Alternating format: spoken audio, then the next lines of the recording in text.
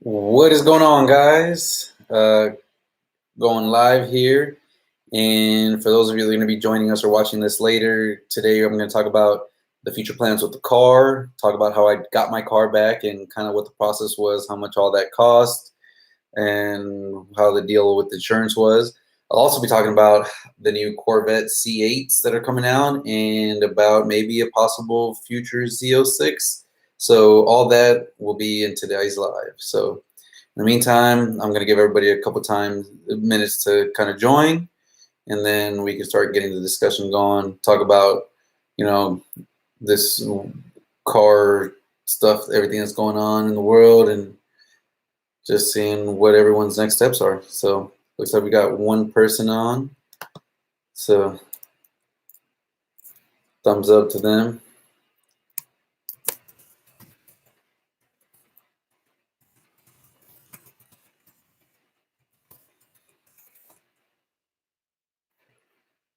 We'll just give it a few minutes here, see if we can get some people to join in.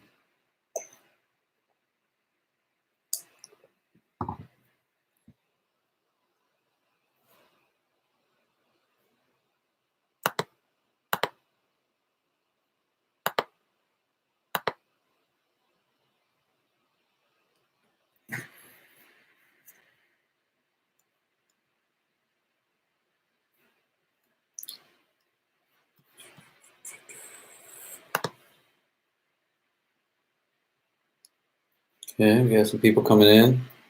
Make sure to say hi, guys. And if I'm looking away, guys, it's because I'm looking at a second monitor here. Working from home, like most people. So I've got kind of like my home setup here in my dining room. And just kind of want to go through and look at how everything is set up and if it's working properly. And it looks like we are good to go. And we are live, so. What's going on, Motion Sickness? How are you guys doing? How's everyone doing? Good to see everyone joining. So today, like I mentioned at the very beginning, we're going to be talking about the Camaro, how it's back, what the plans are, what the timeline looks like. What's going on, George? Also talk about kind of how it was dealing with the insurance and how all that all transcribed. So all that is going to be happening here on the channel in this live video, sorry. And then we'll also be talking about the C8 and all that stuff, because obviously that's the hottest, greatest thing out there right now. And seeing all those videos has me really, really interested in possibly doing something with the C8. But stick around and I'll talk a little bit more about that. Luis, I won't be getting a 2020 base model for sure, because those are already sold out. I believe they even cut the orders and stuff on that, so we won't be getting that. But I've been kind of contemplating the idea of getting something in the future, maybe in a year or two. But we'll talk more about that here in a little bit. But first of all, thank you guys for joining. The first thing I want to talk about is the Camaro, and it is back. Took about a month and a half, a lot longer than I expected, but at the end, everything was done right and everything was properly done, and we were able to finally get it back, guys. It took a while, and in the meantime, I made some videos. I got a few more stuff for it, so I'm excited about the next phase of the Camaro. But yes, let's get into why the Camaro took so long to get here. So I got hit January 26th, I believe. So it took a little over a month and a half. And the first thing that happened was that I was given, driver's license, insurance information, but of course the bike itself was not insured under that policy. So when I provided all that to Progressive, of course they first said we have to go through their insurance and see if they're going to their insurance will cover it or not. Obviously, because the bike was not under their policy, they were not going to cover it. But it's just one of those things. Progressive had to give them the opportunity or get it from paper from them that they weren't going to cover. And at that point, Progressive would be able to file the uninsured motorist claim through, and I would end up using Progressive. So that process itself took almost a week to a week and a half. And had I known that that was going to be the process, and had I known, like, why even bother giving them the information of the insurance if they're not even insured, then I would have just been able to tell them that, hey, they were uninsured. There wasn't any information, but their identification. So that would have saved me a little bit of time and been able to give me the uninsured motorist claim right away. So there went a week and a half for that. Then once we finally got the uninsured motorist claim approved, which would have been by the end of that second week, we then just proceeded to go ahead and drop the car off at the body shop. So Sterling McCall, the body shop I've dealt with even back a few times with insurance, and they do a really great job, really awesome stuff. So I dropped the car off, had it towed there because, of course, the power steering wasn't working. Got it towed there, and then there was an adjuster that had to go. The way Progressive works is basically the car sits at a body shop, and then it won't get touched until an adjuster is out there to make their first adjustment. So sent the car in, and it took about 3-4 days for the adjuster to go there, and then another 2 days. So basically another week for the adjuster to get a final adjustment of everything that was going to get worked on and what was going to happen. Of course, they did not add the power steering because they felt that maybe once we replaced everything, the power steering would magically work, I guess. And they also had some questions about how is it that if the car was parked, that the power steering could mess up. So they went ahead and started the repairs, and those took about 2 weeks from the moment they were finally approved to when they got all the body parts, and they put all that stuff together and assembled it, paint and everything. Progressive would cover up to $2,000 of aftermarket parts. And in my case, the very front splitter, the ZL1 splitter from Extreme Online stores, that was covered, but I had to end up buying it, and I got reimbursed for it afterwards from Progressive through a direct check because my body shop doesn't deal in buying aftermarket parts. So I went ahead and bought it, sent it to them. They painted it. They started working on the car, and it took about another 2-3 weeks. About the second week, they put everything together, and the power steering is still kind of up in the air.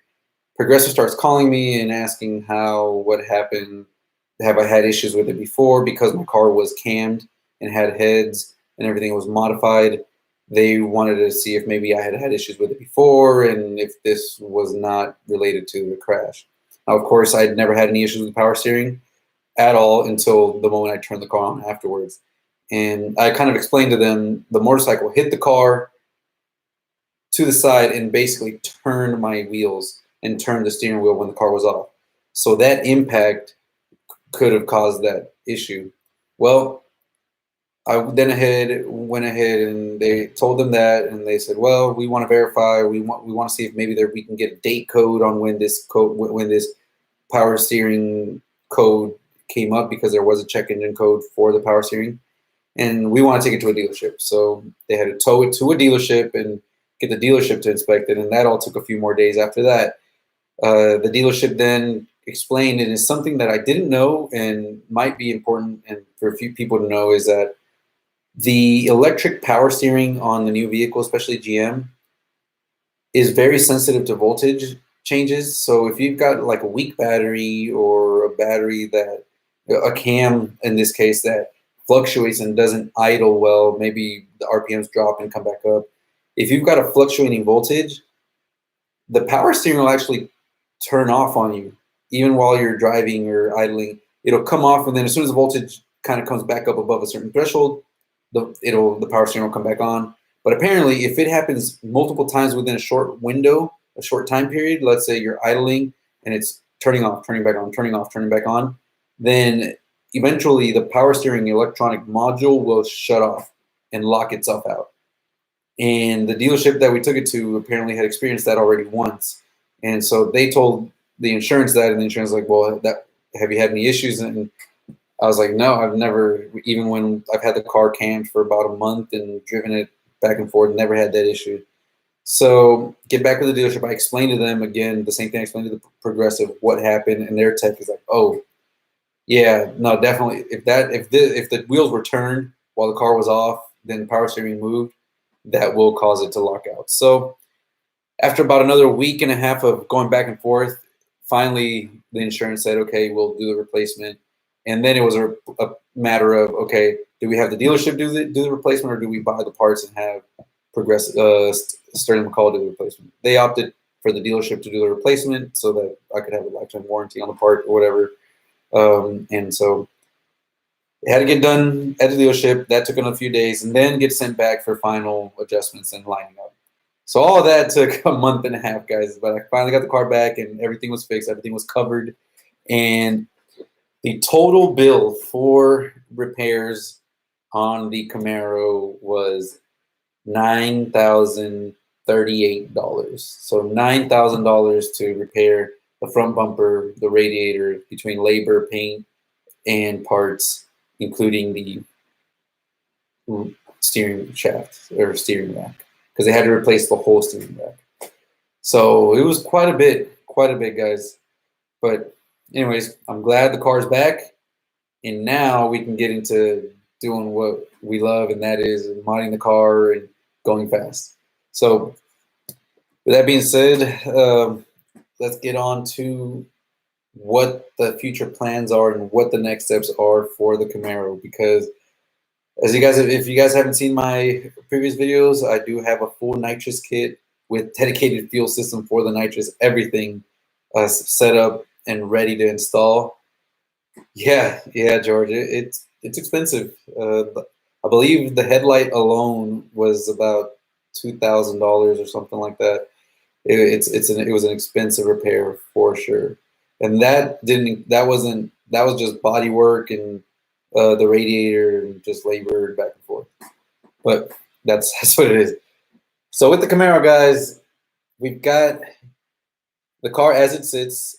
I've got a brand new tune on the car, Pat G. After the data logs from that last drag strip time in San Antonio, Pat G was able to look at those and adjust them and give me a new tune that he says will fix the throttle body closing issue, which I'm really excited about because I never even got to see how good the car would run with the full power of the throttle body not closing.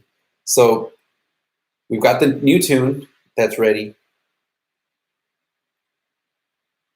Fastlane, Mike, Jonathan, I'm going to get to it in a little bit, but I won't be getting a 2020 base C8, but I do want to use this live stream to kind of talk to you guys and get you guys' opinion on possibly, maybe looking at the new C8 Z06s.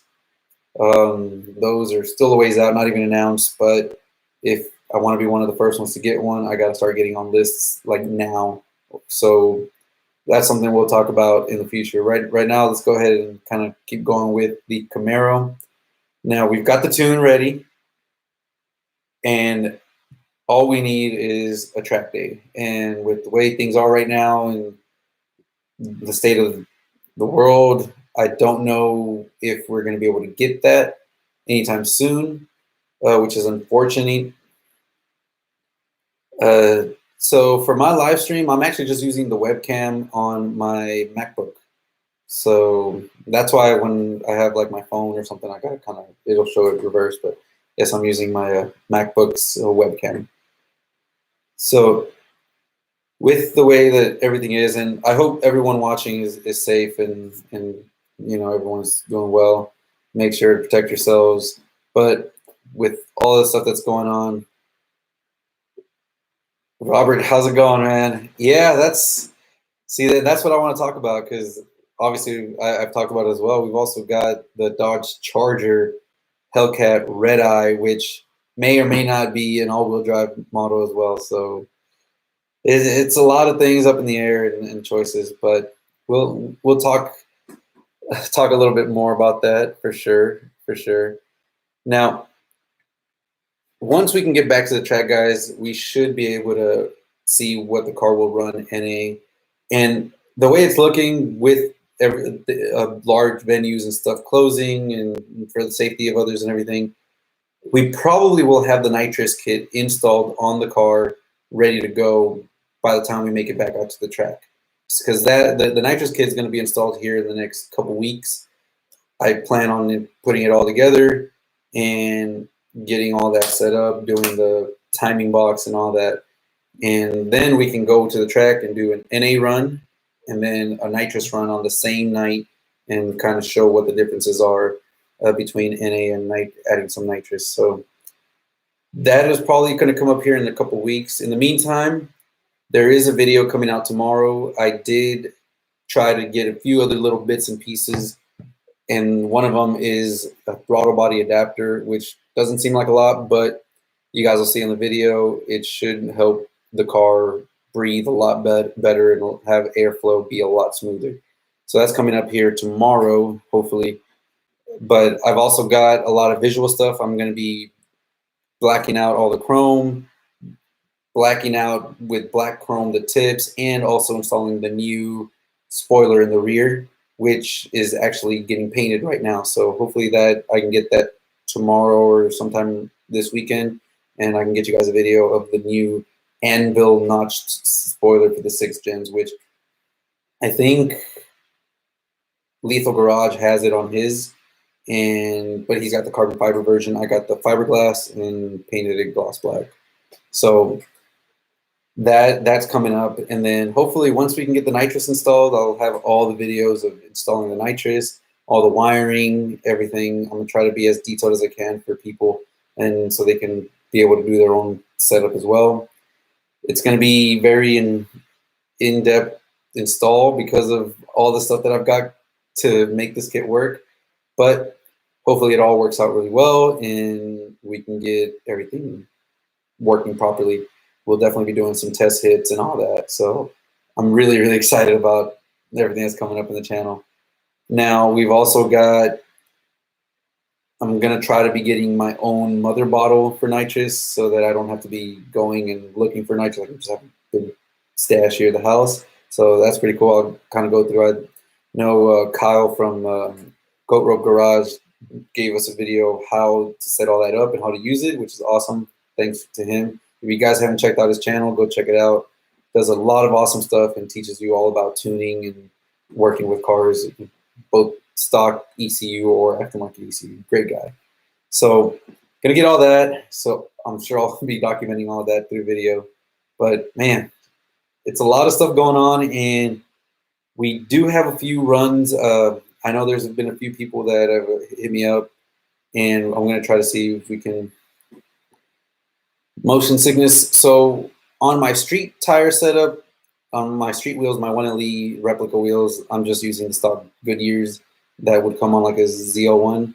But on my drag pack setup, I was running a Mickey Thompson ET Street SS, a 305/45 17, but those are pretty much worn out and I need to get some new ones. So I'll be running the new ET Street Rs instead of the SSs. They're about 5 pounds lighter each, and obviously every little bit of weight helps. It's supposed to help also grip a lot better now, especially if I'm going to be spraying nitrous. I need them to really be able to hook. So we've got that coming. I got a few races going on, lined up. Once we can get all the nitrous and everything set up, I will be trying to run and probably try to run Determined Veteran again. If you guys haven't seen his channel, Jack has an amazing ZL1. Actually, the last video that I was racing him.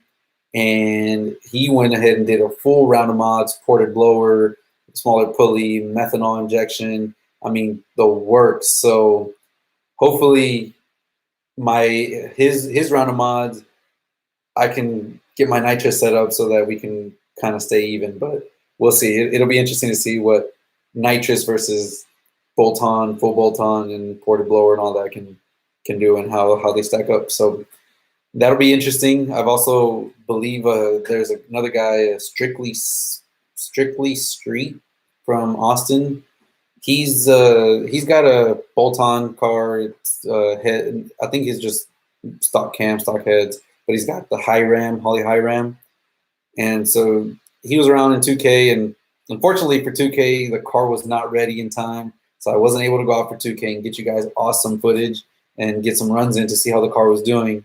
But there are still, I do know a few people around Houston, so I will be running another one guy that I know. He has a red bolt-on, prey-tuned, Holly high ram 6th gen, and it is a fast 6th gen. The car's got stock heads, stock throttle body, stock cam. Just, I believe he just has the high ram, the cold air intake, and headers and exhaust, and that car moves out. The guy definitely knows how to drive it, and I should be getting some videos with that car. I mean, his car was running faster than my car was before when we were just bolt-ons and I had like the MSD and stuff. I mean, he has a really, really fast Camaro. He definitely knows how to drive it, so going to be running him and just seeing how we stack up.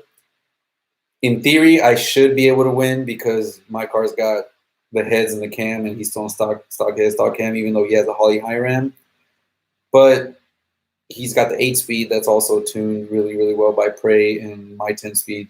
We'll just see. We'll see how it goes. Hopefully, from a roll, it doesn't make a difference. But I will be running him hopefully here in the next week or so to get you guys that video footage. But there's a lot of stuff coming, guys. I've got a lot of things planned, and just hope that you guys can kind of bear with me and let me go through and get all that taken care of so that the car can be 100%. Because if anything, I always want to make sure and dial in everything slowly but surely and make sure that we dial it in just 100%.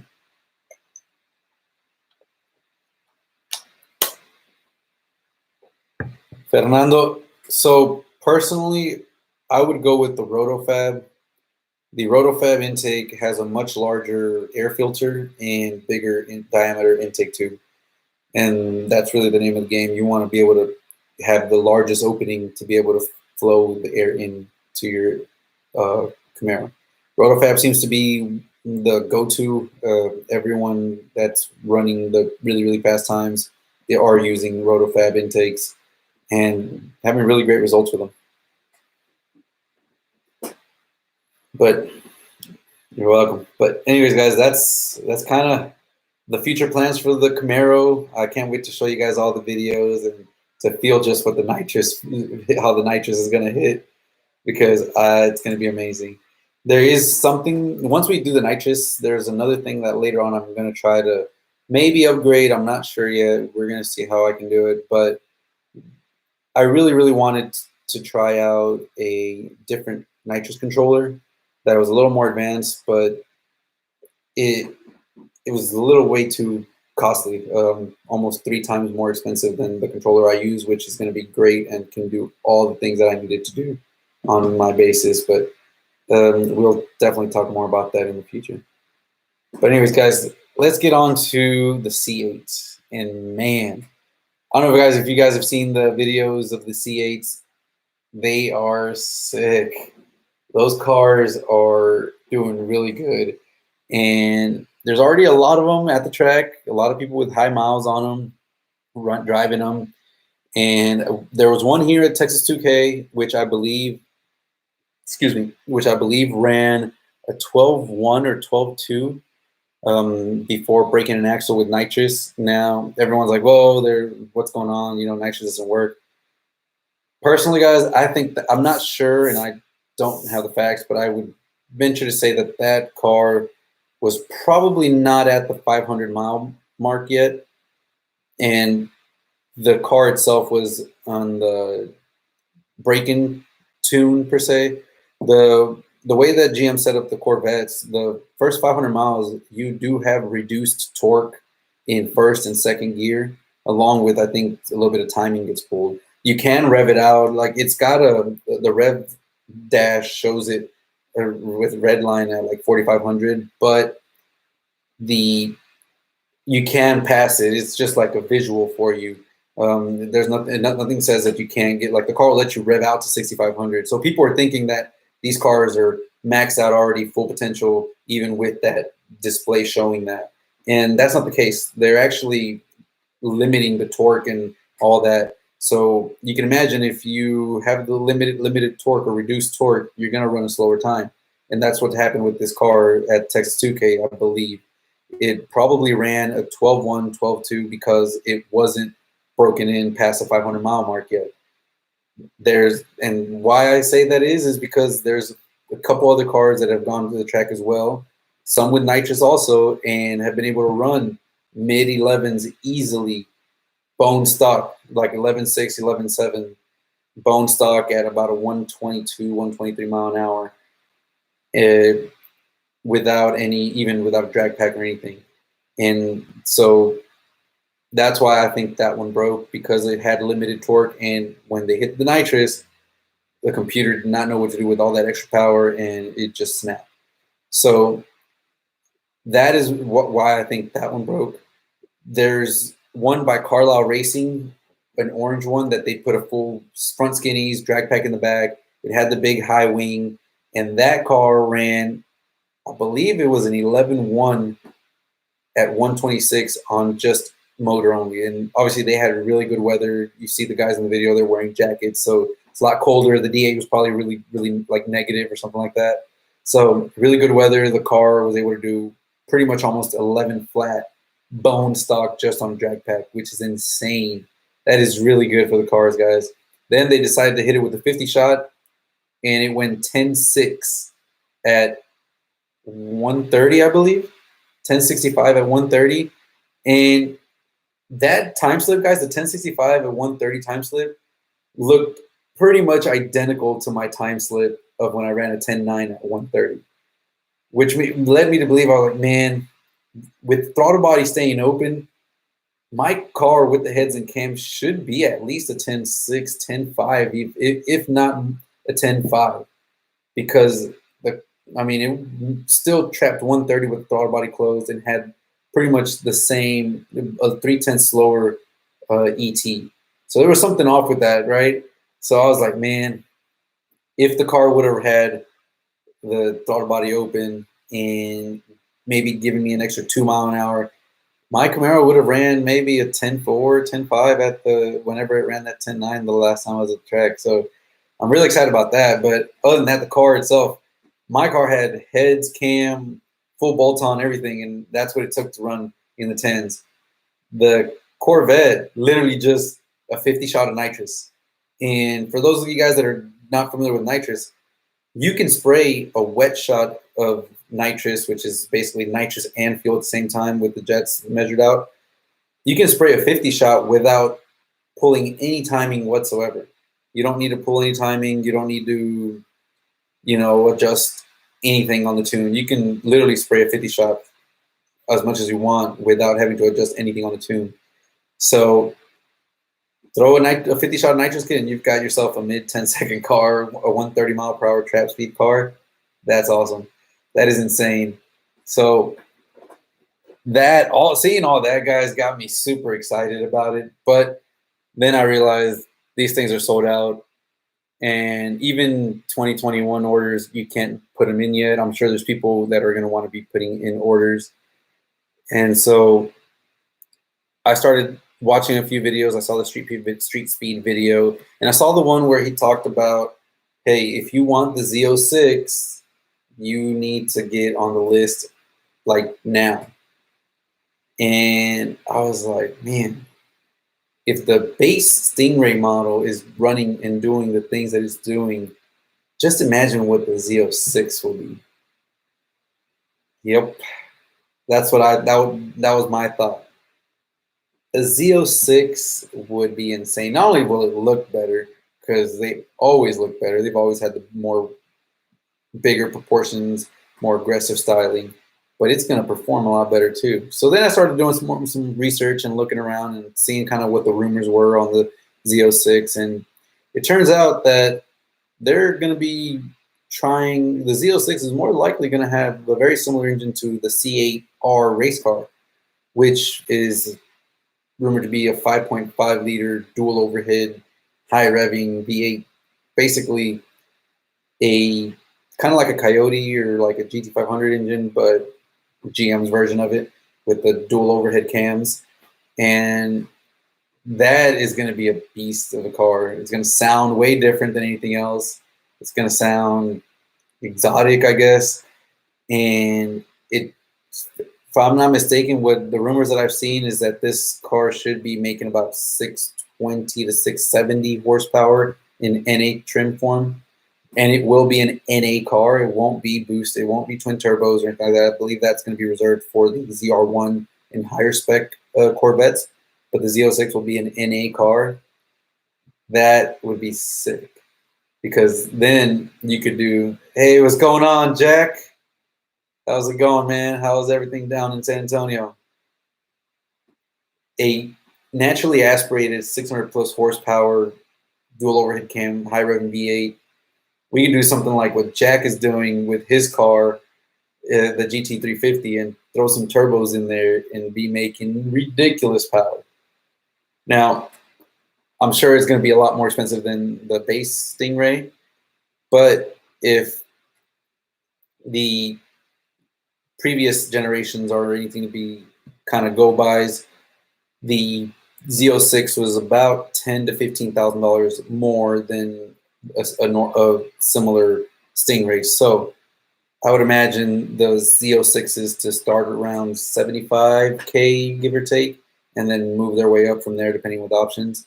So with that being said, I realized, well, we've got a lot of time before that car comes out, and I believe it's going to be rumored to be a 2022 model with a release or some kind of information released at the end of this year, give or take. So like I mentioned, if you want one early, or if you want one of the first ones, you basically have to be ready with the deposit like now. And so I called up a few dealerships, and here in the Houston area, they aren't actually taking deposits yet, or at least the dealerships that I called aren't taking deposits on a car that their policy is they don't take deposits on cars that aren't announced yet.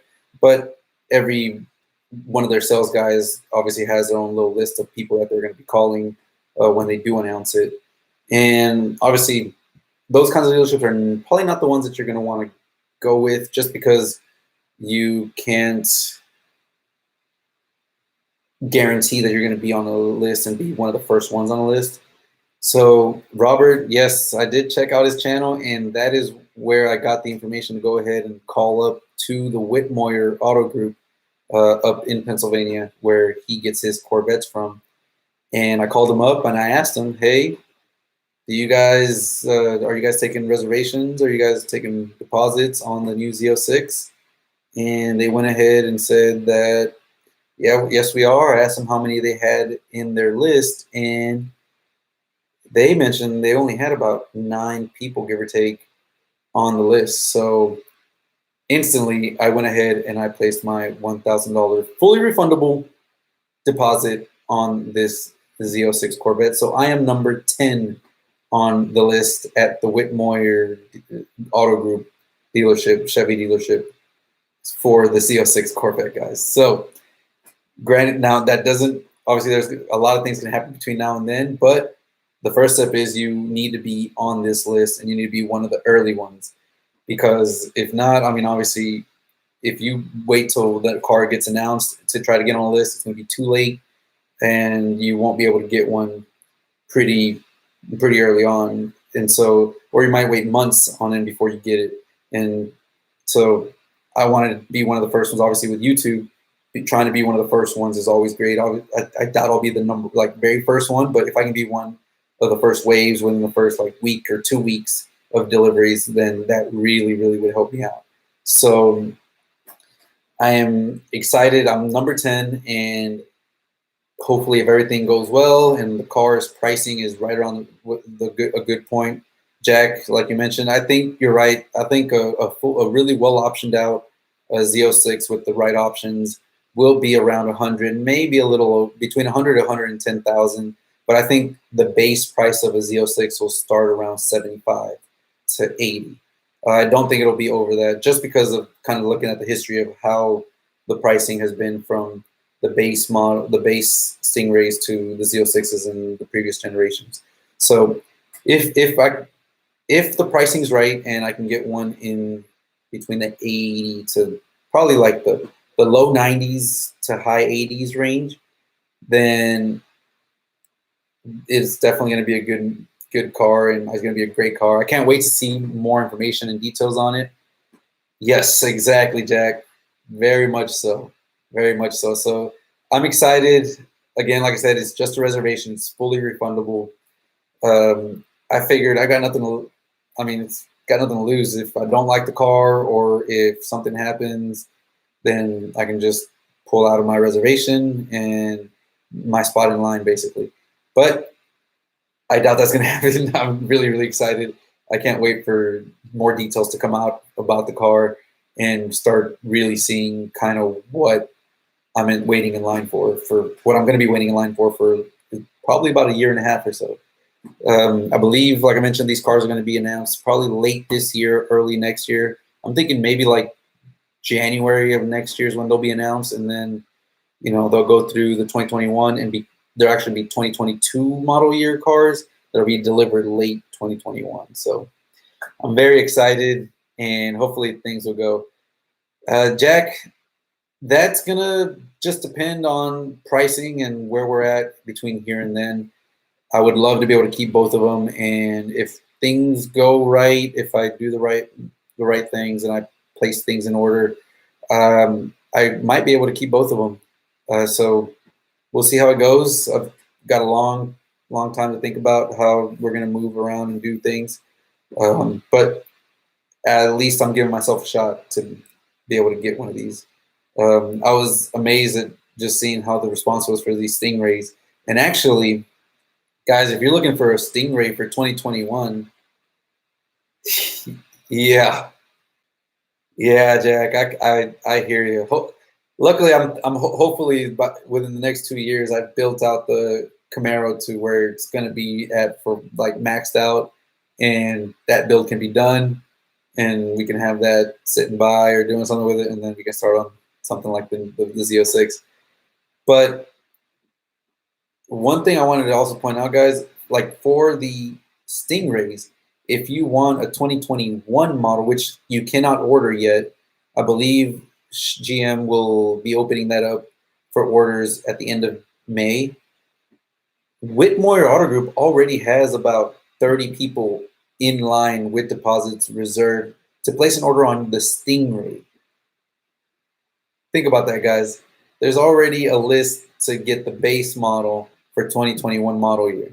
There's already a wait list. That is crazy. Yeah. I mean, what could go wrong has gone wrong with this like C8 deliveries to customers. The GM had the issue with the workers union strike at the end of last year, which delayed deliveries of the C8 Corvette till recently this month. And then now we're having this issue with the virus all going around, and they're going to have more delays. So a lot of people that have probably ordered their car or made reservations or placed an order for their 2020 model year are going to end up with a 2021 model year because they're not going to have the time to be able to make the production of the cars that they placed orders for. I believe they've sent the letter out today or yesterday about that, how they're actually going to end up producing less cars this year for 2020 because of the issues that they're having and that everyone's having. But for 2021, there's already a wait list for that.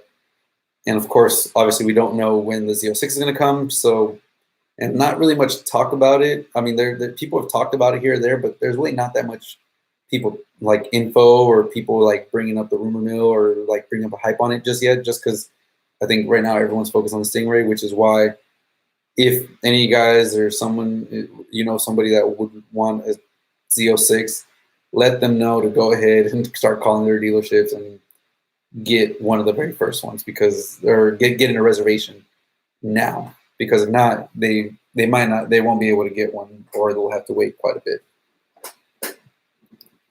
But man, that's about it, guys. That's what we got. And I think, Robert, you had mentioned also about the Charger or the Dodge, and that's another thing, guys. This we all know the Hellcat Red Eye Charger is going to be coming out, and yeah, GT500 would be sick. Unfortunately, if you didn't get one, with the way Ford works in their MSRP markups, dealer markups, if you want one, you're going to be paying quite a bit, even now. And you don't really, I mean, I see the ones on Have a good one, Jack. And I'm right there with you. Those 350s are sweet. You guys, go check out Jack's channel. He's got a 350R and he's got a ZL1. But yeah, the GT500. The problem with GT500s is they're so much more over MSRP that it doesn't make it. It's not worth it. And even then, I don't really see them out around that often. There's a handful of them on YouTube, but that's about it. Everyone else that has one, I mean, I would think that there'd be plenty more delivered, and you would see more videos of them. But I really just keep seeing the same ones over and over again. So I think dealers are just asking way too much money for them, and that's not a good recipe to get a good car out. So that's another thing why I would want to try to get that Z06 so I can get it at MSRP and do that. And yeah, Robert, so with the Charger, Hellcat, Red Eye, that car's going to be a beast. I hope that it's all-wheel drive because it's going to need to be able to handle all that, like almost 800 horsepower. And if it was all-wheel drive, that thing would be a very interesting car. I think if it was all-wheel drive, that the Charger could be a better option over the Z06, only because I got my son and I could take him and carry him and drive him around. But overall, I still think the Z06 is going to be an amazing car, and I can't wait to get more details on it. And hopefully we get it. But in the meantime, I've got my Camaro, and I'm going to be working on the Camaro to make that thing go fast as a Stingray and or even ZL1s and other cars. So there's definitely plenty of stuff to get done. So anyways, guys, that's about it for my rants and talks about what we got going on. Any of you guys have any questions or things? The Dodge for the strip and the Camaro for the road course. That'd be pretty cool. I have wanted to road course the Camaro. I think being NA is still really great. I don't know how it would work with the cam being more geared toward like a top heavy, like for the higher RPM range. Well, I guess the higher RPM range of the track where you always stay, so it'd probably be pretty good. Road coursing is very expensive though. You're looking at a few $100s every single time just to go out into a track and run, where drag racing is $20 and you're good to go. You can get yourself a run. They're very heavy motion, but with that much power, and if you can get the power down to the ground, I mean, there's Charger Hellcats with like just some suspension mods, rear wheel drive in the 8s, running 8-second passes. So it'd be interesting for sure. It'd be interesting. Anyways, guys, I see I only got 8 people here. So any of you guys have any questions or any topics you guys would like to talk about? I am open for pretty much talking about anything. Got a few more minutes, probably be here for another 20 minutes or so.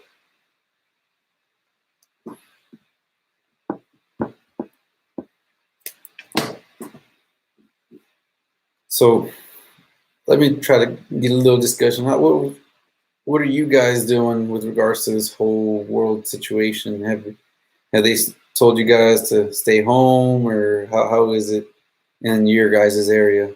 Because I know here, I work for a utility company and work downtown in the office, in the central offices, and they've told us to work from home. So I'm now working from home for the unforeseeable future. I've got kind of like my little setup here in my dining room, and I'm just trying to do my part in the whole social distancing. But I'd be interested to hear what's going on with you guys, how you guys are doing, and what do you guys think of everything that's going on? And do you guys have toilet paper? Because that seems to be the first thing that everyone started like running for.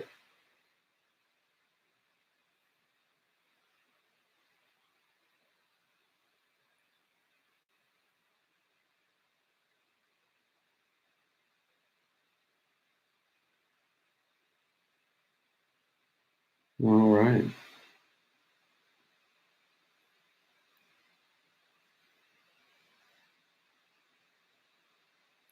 Okay. So that's pretty close. Have you guys seen high cases of the actual infected people? Yes, yes. We all have to stay home.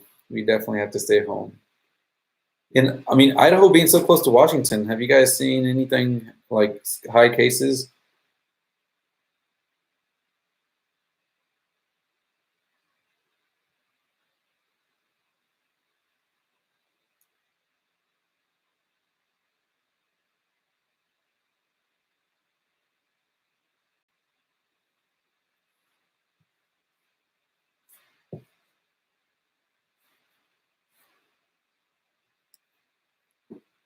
14. Okay.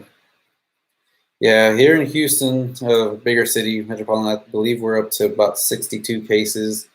Of those, I don't know how many are confirmed, but we've got about 62 so far. And I mean, it's only going to get spread out even more. Um, it's not too bad, I think, as long as we all do our part to stay clean, wash your hands, and all that.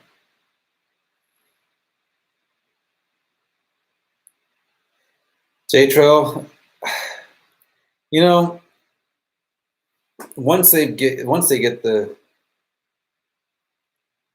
vaccine and stuff, I think it'll be just like the flu. I mean, we get the flu and people, hundreds of thousands, even millions of people die a year from the flu. But we have the vaccine, so that's why people don't, even make a big deal out of it. And we've got things to treat it. I think it'll be the same thing once they can figure out this virus's, vaccine and stuff. So it might take a little bit, but in the meantime, we just got to do our part.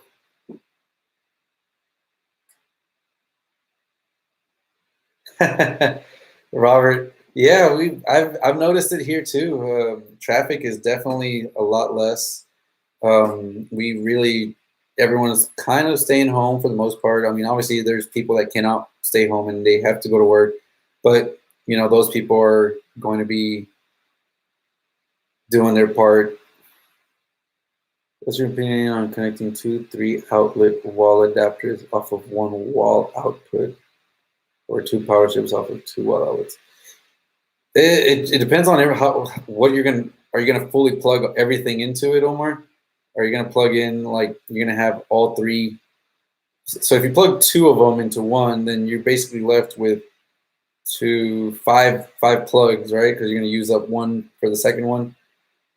It all depends on what you're gonna plug up into everything. I don't. Yeah. So as long as you can have everything plugged in, as long as you're not drawing power for everything at once. And it also depends on what you're actually plugging in. If you're plugging in, you know, 3 super hardcore power, like whatever, how many watt big power supply computers, then that's probably not a good idea. But if you've got like a phone charger on one, a laptop charger on the other, but you're not doing both at the same time, or you got a light bulb on one or something, then it wouldn't make a difference. It all depends on what draw you're getting from it. And I believe the wiring on houses is 20 amps. I believe the one, like, you should be able to draw up to about 20 amps per circuit. And usually one plug outlet will be set up on a circuit for maybe each room. Depending on, I'm not really familiar with the code now, but you might have this one circuit on 3 rooms, or one room into each circuit, into each room individually on a circuit, or 2 rooms on one. And so every plug in there total would add up to 20 amps. But I think 20 amps is quite a bit of power. So most things draw 2 amps, 3 amps. I believe your chargers are going to draw about 2.1 amps, 3 amps at most. And then that's for very high powered chargers. Your laptops and everything do the same thing, about 3 to 4 amps. So light bulbs, probably not that much. Fans probably don't draw too much current. So as long as you're not drawing more than 20 amps for your whole circuit, you'll be fine. All right, guys. Well, anyways, I hope you guys have a great one and stay safe. Let's see. Hold on. J Trail said, "How about a LT1 416 from Texas Speed with Nitrous? Would that be a nice setup?" That would be a very nice setup. LT1 416. You get the bigger cube engine, and then you throw in, you set it up, build it for nitrous, and you can spray a 200 shot, 300 shot easily. Make sure you get a standalone fuel system so that you can throw some C16 in there, and then you are good to go. That thing will run. Thanks a lot, Motion. You guys be safe and have a good one. J Trail, that would be good. You're looking at a beast of a motor there. I mean, even an LT1, just built LT1 with a stock stroke, not even stroked out, you can do 200-300 shot of nitrous and be really, really fun. Anyways, guys, hopefully you guys have enjoyed your time. Again, Camaro is back. I'm on the list for the Z06 Corvette, and hopefully the closer we get to it, I'll be making some more videos showing you guys more details on it and how excited I'm going to be about it. And maybe in the near future, not near future, in the next year or so, we'll have a Z06 Corvette coming to the channel. Peace.